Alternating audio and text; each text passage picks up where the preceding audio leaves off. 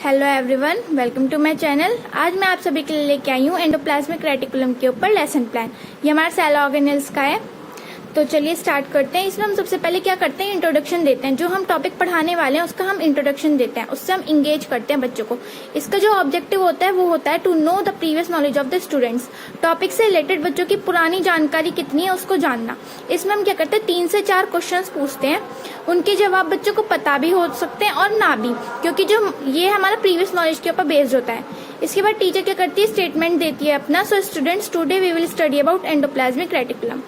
इसके बाद आता है हमारा first teaching point, endoplasmic reticulum.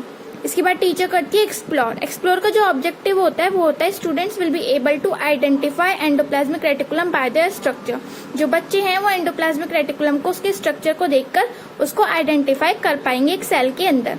इसमें हम क्या करते हैं, एंडोप्लाज्मिक रेटिकुलम से रिलेटेड हम कुछ क्वेश्चन पूछते हैं, ठीक है। और जैसे प्रॉब्लमेटिक क्वेश्चन आ गया कोई हमारा, तो हम उसको एक्सप्लेन कर देंगे।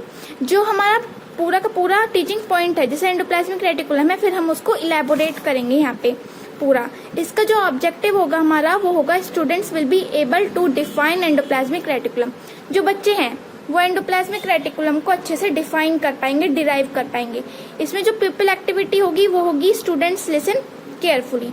और जो हमारा एंडोप्लाज्मिक रेटिकुलम का स्ट्रक्चर होता है, जो उसका डायग्राम होता है, वो हम यहाँ पर डेमोन्स्ट्रेशन मेथड के थ्रू, एक चार्ट के थ्रू बनाकर दिखा देंगे बच्चों को, ठीक है।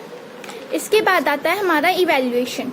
इवैल्यूएशन में क्या करता है, जो हमने इलेबोरेट किया है उसी से रिलेटेड हम कुछ क्वेश्चंस पूछते हैं, 1 से 2, और फिर वो उसका बच्चे उसका आंसर देने के लायक बन जाते, क्योंकि हमने वो पहले समझा चुके हैं।